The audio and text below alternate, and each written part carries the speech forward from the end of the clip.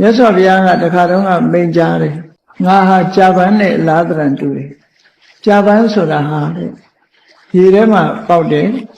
ရေထဲမှာကြီးတယ်ရေထဲမှာကြီးပြီးတော့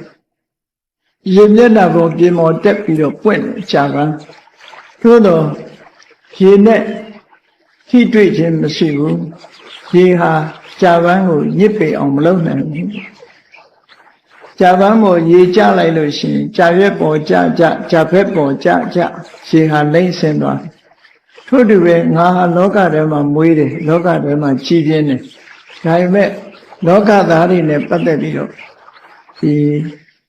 ချစ်ခင်ခြင်းဆိုတဲ့တန်ရောစဉ်မုန်းတီးခြင်းဆိုတဲ့တန်ရောစဉ်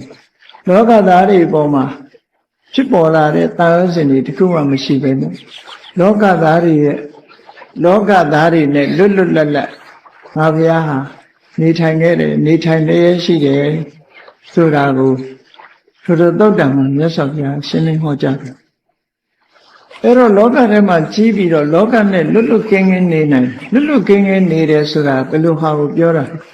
လောကလူသားတွေနဲ့မဆက်ဆံတာကိုလွတ်ကင်းနေတာဒီလိုပြောလို့တာမဟုတ်ဘူးလောကလူသားတွေနဲ့ချစ်ခင်တွေ့တာမှုဆိုတာလည်းမရှိဘူးလောကလူသားတွေပေါ်မှာမုန်းတီးမှုဆိုတာလည်းမရှိဘူးလောကသားတွေရဲ့အကျိုးကိုပြုတယ်ဆိုပါစို့ရေထဲမှာပွင့်တဲ့ကြာပန်းကြီးဟာရေနဲ့မလူးတော့လည်းပဲရေမျက်နှာပြင်ကိုလှအောင်လုပ်ထားတာတော့ကြာပန်းကြောင့်ပဲပေါ့